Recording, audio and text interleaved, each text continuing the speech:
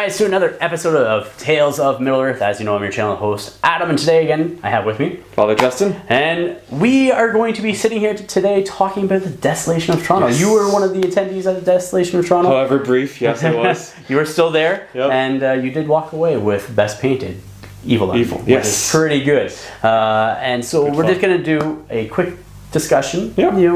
Go over some details as to how the event happened, what all took place, and then also what the plans are for the future, at least from my side of things. Yeah, so we're just going to have a quick little chat. So what was the Desolation of Toronto? Well, as you know, because you were there, it was a big tournament, 1,000 points. Huge, 1,000 points, yeah. That was... Yeah. So 1,000 points over 2 days, Saturday, Sunday, and then we also had a siege on the Friday. So it was July 20th through the 22nd. Now you were able to make it the Saturday, but due to your duties, couldn't do the Sunday. But next year, I'll take a vacation day next year. That's right. That's right. Next year, we can do this. We can do this. But it's awesome because you were able to practice your army for Articon. Because all you did was add in an extra 250 points. Exactly. Right? Yep. So, which is good. So 1,000 points, like I was saying, we originally did one last year, a tournament like this, I should say, in Ottawa, at the capital city of Bloodbath. Exactly. I love the venue, love the guys that were running it, they were great. But the biggest thing for our league is the fact that we're primarily based in the GTA. Exactly. So that was something that we tried to overcome. This year, and it was we decided to go with TGX, Tabletop Gaming Expo, which was a venue that we chose this year because it was based out of the GTA. Exactly. It makes kind of sense. Now you're coming, I know, a distance away, correct? Yes. I mean, it's a 6-hour drive basically to get from where my house is, the rectory is, to TGX. Yeah. But that's a heck of a drive. It's worth it. It is worth it. It's worth it. Well, okay. I think it's worth it. And I'm glad you think it's worth it. I think it's worth it. Yes, so I hope you're coming back next year. Matter of opinion. Disclaimer. Matter of opinion. Yes. So we had to change venues because it attracted more of our players. Yes. Because last year we had, I think it was like 14 or whatever, and this year we had 28. Not including our 2 ringers, which would have brought it up to 30 because we had 2 separate ringers playing. Among our largest tournaments in the league. I think. Yeah. Exactly. And I think, like, I was doing a lot of promoting for the event leading up to it, and was reaching out to different companies and stores and everything else, and trying to get their support. And I got a lot of support for the event. And the biggest prizes were amazing, by the way. Just side note. What was your with that said? What stood out for you? So actually, Ironwood sword. It's a classic. It is a classic. Yes. But so the prize that I ended up choosing was the small statue of the Shards of Narsil, essentially. Yeah. So it's a mini replica of the Shards of Narsil. It's a bust. Yeah, it's a bust. Mini replica. Yeah, bust. Yeah. So and it was it's going in a very proud and prominent place in my bedroom. That's good, and you got that for Best Painted Evil. Best Painted Evil army. So which again was your Angmar / Moria force, right? Dinzens of Moria. So I got the 10 fell wargs and the 2 bast forms. Okay, that's right. That's right. Dinzens of Mirkwood. And then a Castellan on the Dinzens of Mirkwood. Yes, Mirkwood. Right. Not Moria. Mirkwood. Yeah. It looked fantastic. So very bright. It was dark but very brightly colored, so it was purples, cool. blues. Yeah, exactly. It was really, really good. But we worked hard for those prizes, and one of the biggest things that I was thankful for was the support of Games Workshop and the 3 trophies that they sent us down. So it was awesome. It made it, I think, and so.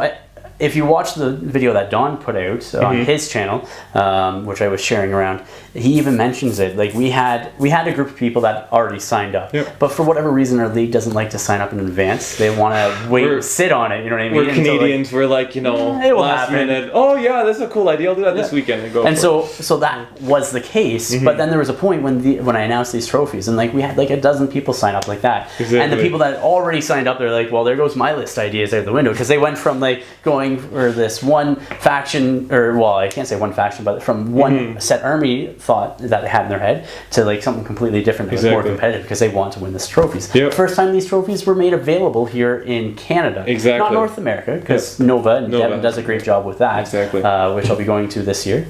I'm excited for that. I wasn't. You're going to the States, I'm going to England. So I wanted to go to England, but I couldn't do that money-wise. Gah, next year. That's next year. Crossing my fingers. Next year. But so Canada, first time that we were able to get those trophies in. First time. And so people were excited, and that's why I think they all of a sudden went from, we're just going to go have fun to, I'm going to try to compete as much as I can. I want one. I want one. My precious is mine. That's right. And so it was good. So we're very thankful that Games Workshop. Very thankful Games Workshop.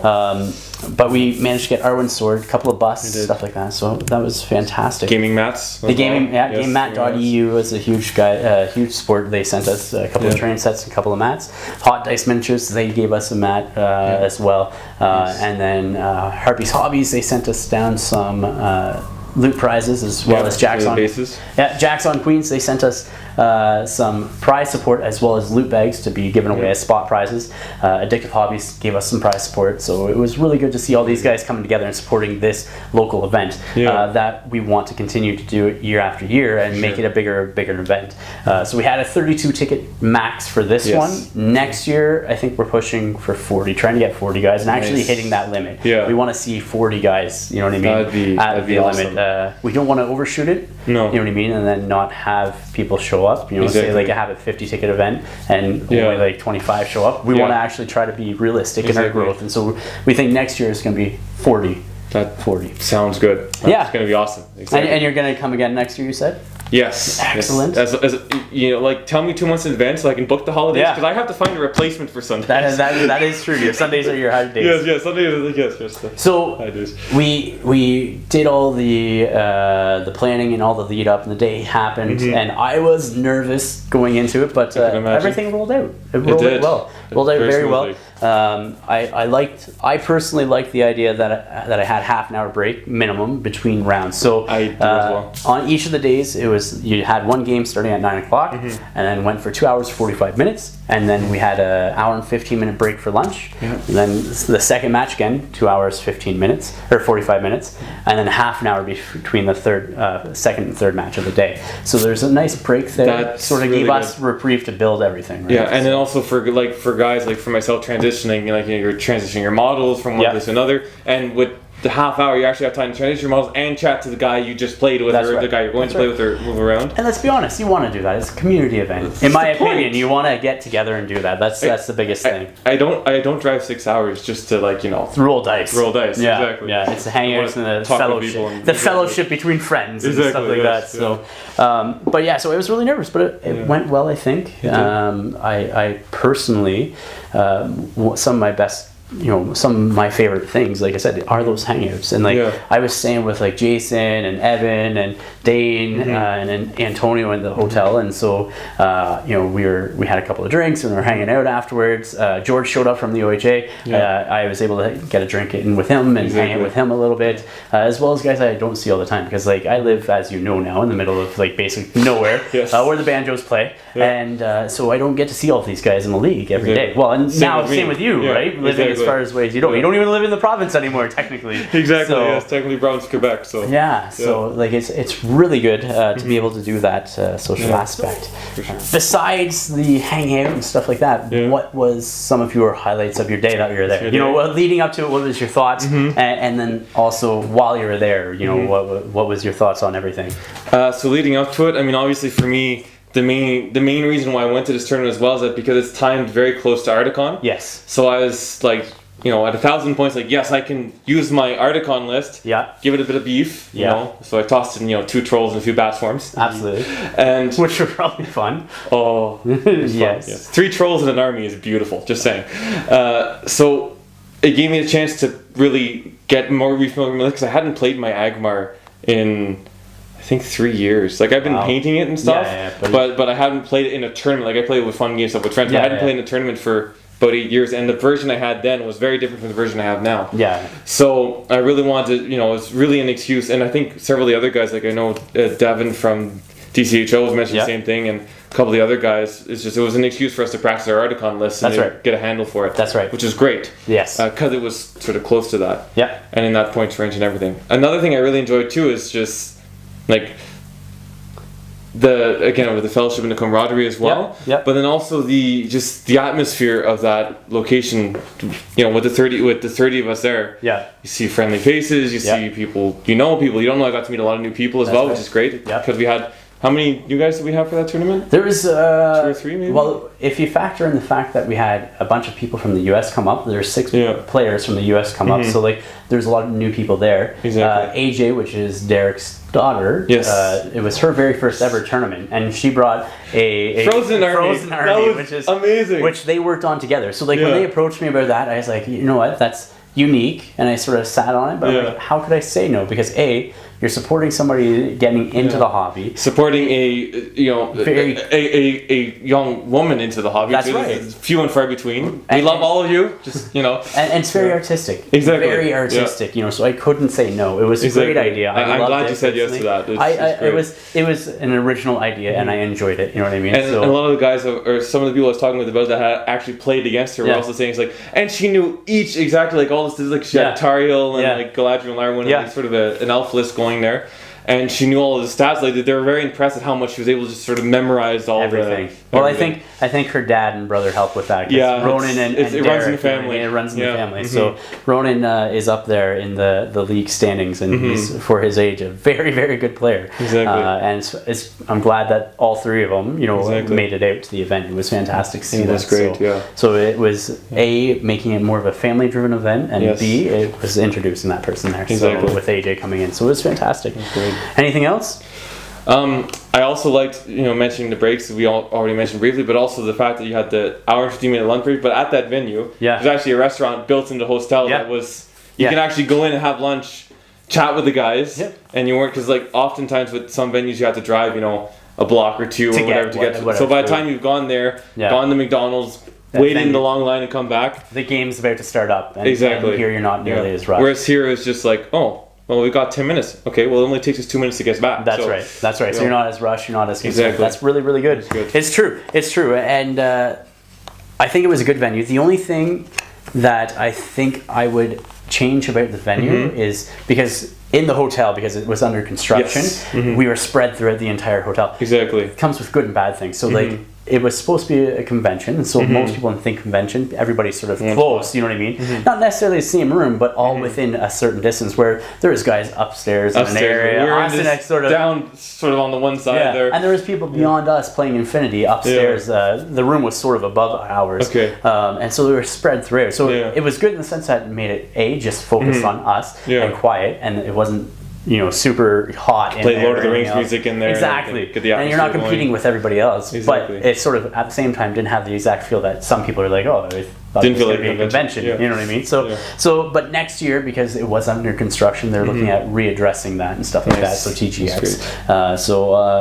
I'm glad that they allowed us to go this year and gave us 32 tickets to use for their event. And they've already invited us back for next year as well. And they want to see us come out with more people. And they were surprised by the quality of the tables as well. That was another thing I was going to mention. The scenery, the terrain was beautiful. That's a community too. I can't take all the all the likes and stuff like that for that. It was really a community coming together, because I had terrain. There was less that lent us some terrain. Jason, who's lent us some terrain.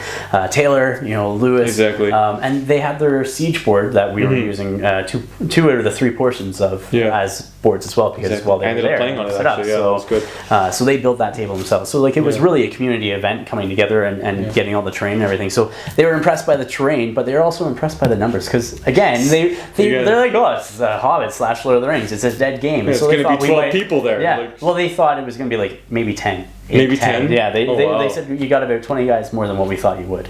And so I was just like, well, there's... That's great. And that's when I opened up the conversation with them. I was like, we got to realize that we do have a league that goes around. Exactly. Each month has an event. And we go to a different location in Ontario, and people come from all over the place. And so it's, I think, opened up their eyes a little bit about it, you know what I mean? Because we sort of were contending with some of the other events that were there for numbers wise too. So I'm like, that's pretty good. You know what I mean? And it's a good showing showing for the Hobbit. You know what I mean? Sure. Especially with the new book and everything coming out next month. So excited! Right? So excited! Same here. Same here.